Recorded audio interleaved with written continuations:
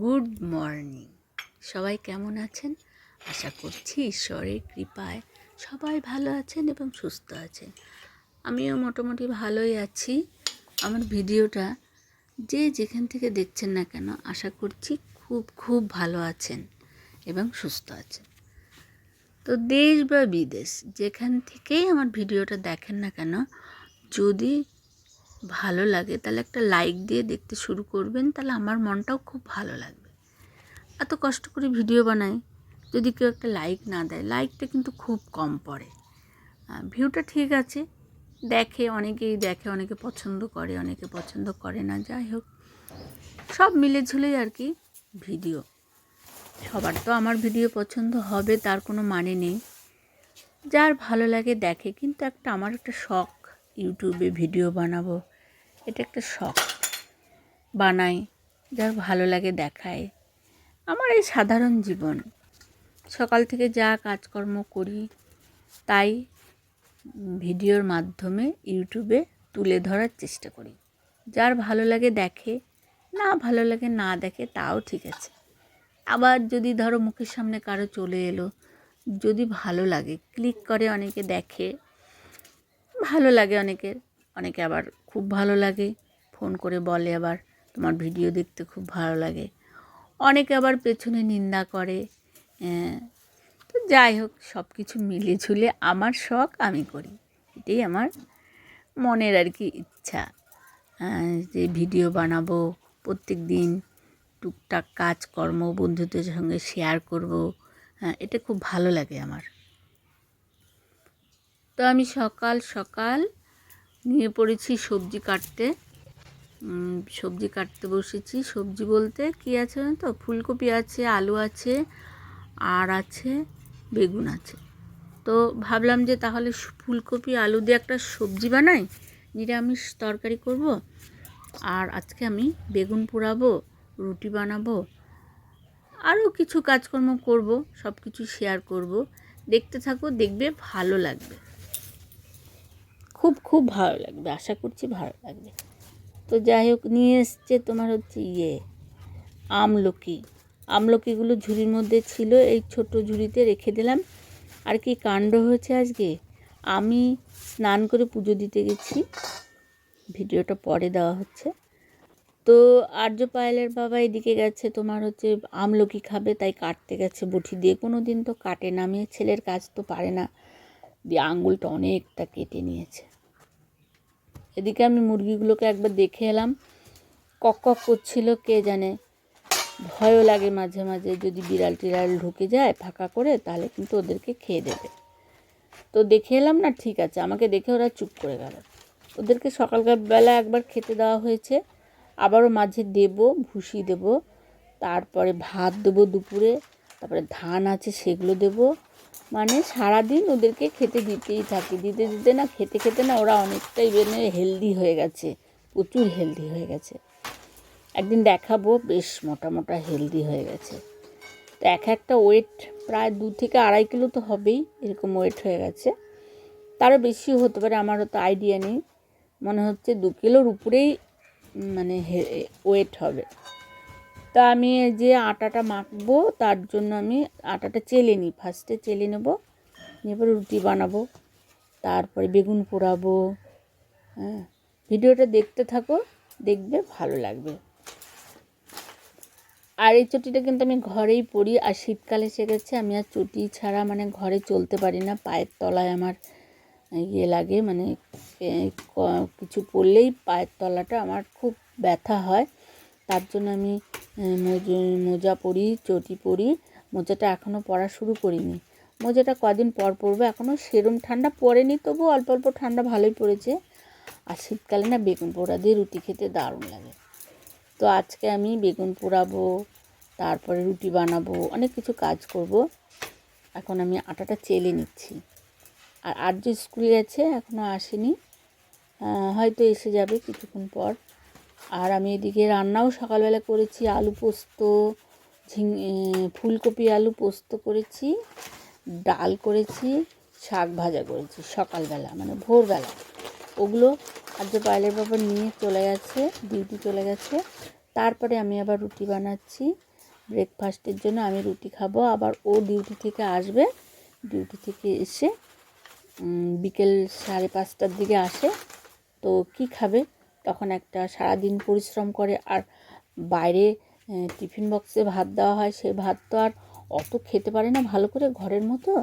তো ওর জন্য অল্প ভাত নিয়ে যায়, আর অল্প আলু ভাতে আর মার ভাতে খেয়ে যায়, অল্প খেয়ে যায় আর অল্প নিয়ে যায়। আর এদিকে আমি রুটি বানিয়ে রাখি, কোনো দিন পরোটা বানিয়ে রাখি, কোনো দিন মুড়ি খায়, চপ নিয়ে এলে মুড়ি মেখে দিয়ে মুড়ি খায়। আজকে আমি রুটি বানাবো, তো রুটি দিয়ে চা দিয়ে বা রুটি দিয়ে গুড় দিয়েও খেয়ে নেয়, বা বেগুন পোড়াটা থাকবে ওটা দিয়েও খেয়ে নিতে পারবে। তো আটাটা চেলে নিলাম, সব আটাটা মানে প্রথমে অল্প একটু চাললাম, দেখলাম যে এটুকুতে হবে না, দিয়ে পরে আবারও একটু চাললাম, দিয়ে চেলে পরে এই যে নিয়েছি, রেডি করে নিয়েছি। একটু তুলে রাখছি পরচনার জন্য, মানে বেলবো তার জন্য একটু তুলে রেখে দিলাম। বেলার জন্য একটু আটা লাগবে, ওই জন্য তুলে রাখলাম। আমার গলার টোনটা মনে হয় বন্ধুদের অত ভালো লাগে না, আমি জানি। তো ভাবছি এরপর থেকে আর কথা দেবো না, এমনি আমি সারাদিন যা কাজকর্ম করব সেটাই তুলে ধরবো ভিডিওর মাধ্যমে। তো সেটাই বন্ধুদের ভালো লাগলে ঠিকই দেখবে। আর কথা, অনেকের গলার টোন অনেকে পছন্দ করে না, কি বলো তো, আমার গলাটা না একটু ভারী টাইপের, মানে বসা বসা ভারী টাইপের, অতটাও মানে সুন্দর নয়। তো ওর জন্য অনেকেরই ভালো লাগে না। তো যাই হোক, আর এই যে আটাটা মেখে নিলাম, জল আমি সকালে ধরে রেখেছিলাম, এগুলো আজকের ভালো জল, মানে প্রতিদিনই আমি চেঞ্জ করে করে জল ধরে রাখি, জগে, বালতিতে, হাঁড়িতে সব ধরে রাখি। তো আটাটা মাখতে মাখতে দেখলাম কি অনেকটা, জানো তো, একটু জলটা ঘপ করে জলটা পড়ে গেল, একটু পাতলা পাতলা হয়ে গেছে। একটুখানি আটা ছিটিয়ে আর একটুখানি মেখে নেব। আর এদিকে উনুনটা এখনও ধরাইনি, ধরাবো। আটাটা একটু নরম হয়ে গেছে, একটু নরম নরম হয়ে গেছে। নরম আটা বেলতে আবার যেমন হচ্ছে লাগে, বেশি আটা লাগে, ওই জন্য আরেকটু আটা মিক্সড করে এটা একটুখানি করে নেব। তার এদিকে আমি উনুনটা এখনও ধরাইনি। আর্য যে স্কুল থেকে চলে এলো, একটু পাতলা পাতলা হয়ে গেছে। এর ফাঁকেই মাঝখানে আমি একবার মুরগিটাকে খেতে দিলাম ভুসি, যে ভুসিগুলো হয়েছিল, ধরো আটাটা চাললাম তো, 2-3 দিনকার বাচ্চা হবে, নিয়ে চলে এসেছে। আমি 5 জনাতে 5টা বন্ধু নিয়ে চলে গেছে, 4 জন নিয়েছে আর ও একটা নিয়ে এসছে, 5টা বাচ্চা দিয়ে দিই। আর মাটা তো অ্যাক্সিডেন্টে মারা গেছে। আর তো আমাকে আগের দিন বলছিল যে মা একটা কুকুরের বাচ্চা নিয়ে আসবে, বললাম না একদম আনবি না, ওগুলো ভালো লাগে না আমার। কুকুরের বাচ্চাটা একদম বাচ্চা, ছোট্ট ক্যাঁ ক্যাঁ ক্যাঁ করে, ওর মা 5টা বাচ্চা দিয়েছে, 5টা বাচ্চা দিয়ে মাটা মারা গেছে, ঢাকা দিয়ে রেখেছিল, খানিক পরে নিয়ে এলো 5টা বন্ধু। আমি আবার আসার সাথে সাথে 5জন 5টা নিয়ে চলে এলো, চকচক চকচক করে। 2-3 দিনকার বাচ্চা হবে, আগুনে সেক করে, 2 থেকে 3 দিনকার বাচ্চা হবে। আগুনে গরম করলো, ওর বডিটা গরম করে রেখে দিল। তা আমি বললাম যে বাবু বেশি ঘাটিস না, ওগুলো বাচ্চারা রাস্তায় ছিল তো, ওগুলো বেশি ঘাটিস না, আরও মরে যাবে। দিয়ে একটা ঘর বানিয়েছে, ওই দিকটা একটা ঘর বানিয়ে দিয়েছে, ওখানে রয়েছে। আর আমাদের আগের একটা ঢোপ ছিল, মুরগি রাখতাম, একটা কাঠের ঢোপ ছিল। আমি বললাম তাহলে ওই কাঠের ঢোপটাতে রেখে দে, তাহলে করবি। আর একটু পরপরই ডপার দিয়ে ওই আমাদের উল্টো দিকে, আমাদের বাড়ির উল্টো দিকে ওই কাকিমার কাছ থেকে একটা ডপার নিয়ে এসছে, ডপার দিয়ে ওকে দুধ খাওয়াচ্ছে।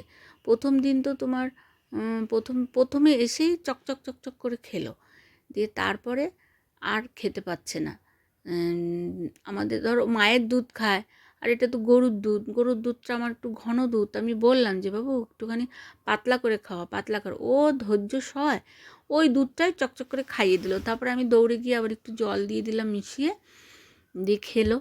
তারপরে একটু পর থেকে একটুখানি ঘুমিয়ে পড়ে, তারপর থেকেই কাহিল হয়ে পড়েছে, মানে ঝিম মেরে গেছে ঠান্ডায় হয়তো। যে আমি বললাম তাহলে শেক করে নে, তো শেক করে নিয়ে রেখে দিয়েছে, ওই খোপটাতে রেখে দিয়েছে।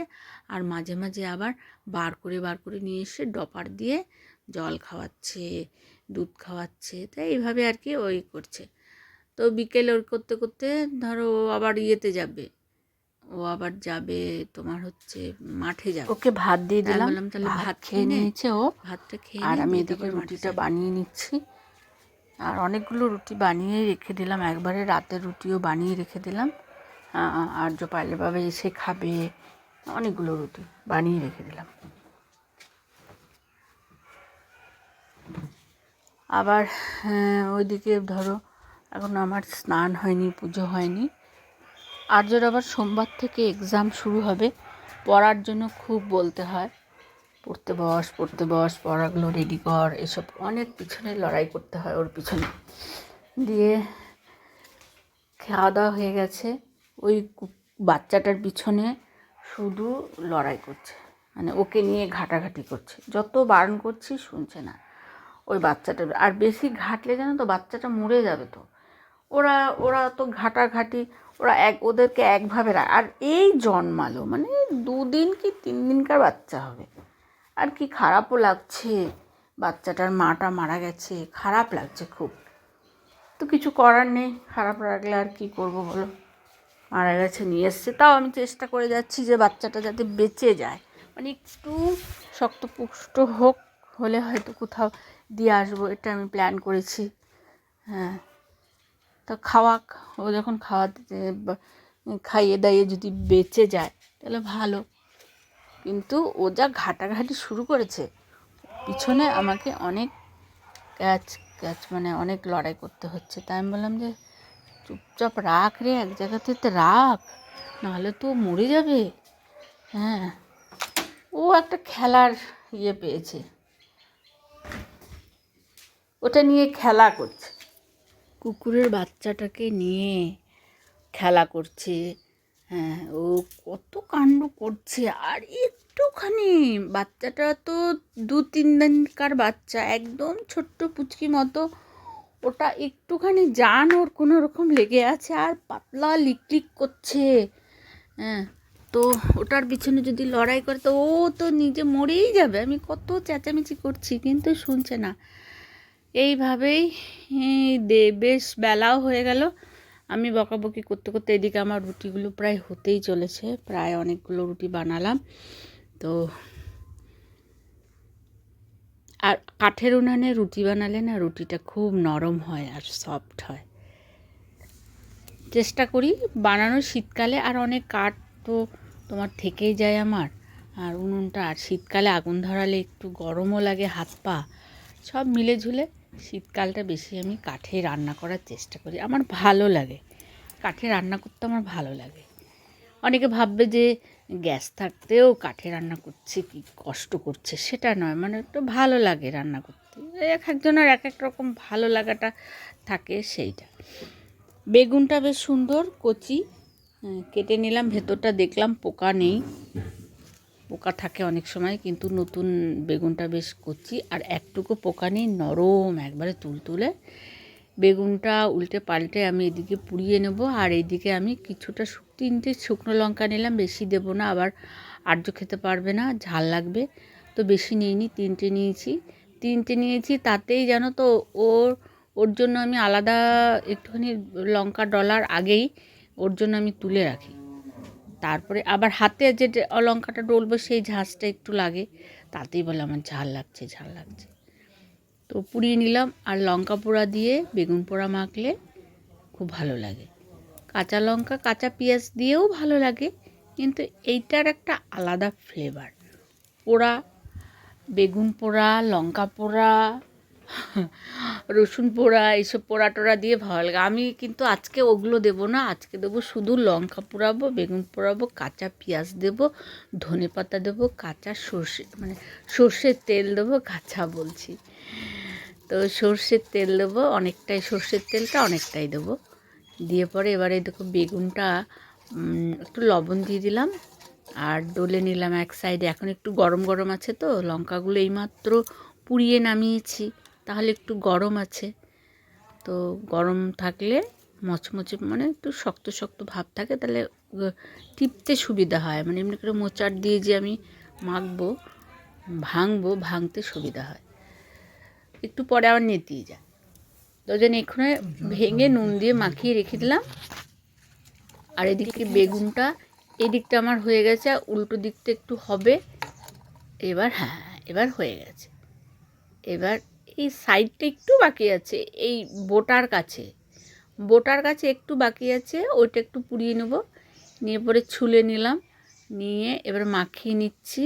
আর জন্য একটু তুলেও রেখেছি। আর এই সর্ষের তেলটা পুরোটা তোমার লঙ্কা যেগুলো মেখে ডলে রেখেছিলাম সেইগুলো দিয়ে মেখে নিলাম। মেখে নিয়ে আমি সব থালা বাসন মেজে ঘষে উপুর করে রেখে দিলাম। সব কাজকর্ম পরিষ্কার করে নিলাম। নিয়ে তারপরে আমি স্নান করব। স্নান করে তারপরে আমি পুজো করব, তারপরে খাবো। তো স্নান করে এলাম রাত 11টা 12টা, যতক্ষণ ওই যে গামছাটা ভিজা ছিল ঘুমোতে যাব, মশারির তলায় যাব, ততক্ষণ কাজ নেব, শেষ হয় না। সূর্য প্রণাম করে ওই যে একটা গরু এসেছে, গরু এসে হাম্বা হাম্বা করে ডাকছে, মা মা। মহিলাদের সারাদিন কাজ, প্রতিদিনই এ আমার 11টা পর্যন্ত খাবে, তরকারি 11টা মনে হয় বাসি রুটি যদি না ঘুমোয়, মানে সারাদিনই অনেক সময় থেকেই যাবে। রুটি বানাচ্ছি, হ্যাঁ এই তো একটু আগে ধরো রুটি বানাচ্ছিলাম, আর একটা সাদা গরু এসেছিল, ওকে একটা রুটি দিয়ে দিলাম, গরম রুটি দিয়ে দিলাম, দিয়ে ওকে দিয়ে দিলাম, এই যে খেয়ে নিল। আর একে ভাতের মারটা দিলাম, অনেকগুলো মার ছিল, সবজির খোসা মানে তরকারি খোসা আর কি, সবজি ওগুলো দিলাম। দিয়ে হাতটা ধুয়ে নিলাম। দাঁড়িয়ে আছো, পেট ভরে গেছে তবুও দাঁড়িয়ে আছে। আর আমি বলি কি যে এইটুকু ভাতের মার খেয়ে তোর কি পেট ভরবে, যা মাঠে যা, মাঠে যা। দুবার বলবো তো তখন চলে যাবে, ওর দানা হলে দাঁড়িয়েই থাকবে। নিয়ে নিলাম, রুটি নিয়ে নিলাম, আর একটু মধু নিয়ে নেবো। মধু দিয়ে রুটি খেতেও ভালো লাগে। আর একটা কলা নিয়ে নিলাম। কলাটা পেকে গেছে, অনেকগুলো কলা এনেছিল, তার মধ্যে এই এখন আপাতত এই একটাই বেঁচে আছে, আমি নিয়ে নিলাম। আর একটু মধু নিয়ে নিলাম, নিয়ে পরে একটু বেগুন পোড়া নিয়ে নেব, ব্যাস বসে পড়বো খেতে। মধু দিয়ে রুটি খেতে খুব ভালো লাগে, আমার খুব ভালো লাগে। খেজুর গুড়, মধু, পাটালি এগুলো দিয়ে রুটি খেতে খুব ভালো লাগে।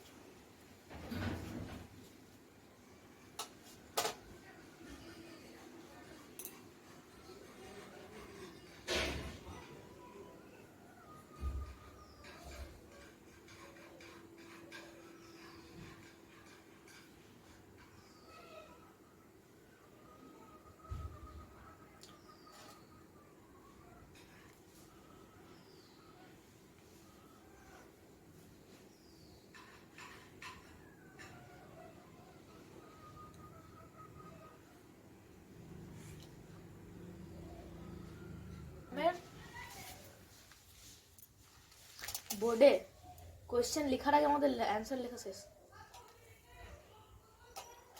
তাহলে কত পাবি? না লঙ্কাটা বাদ না, দিয়ে না, এটা বাদ দিয়ে না, খুব ভালো। তাহলে মধু দিয়ে খা। হ্যাঁ এই দেখে বাটিতে মধু নিয়েছি। হ্যাঁ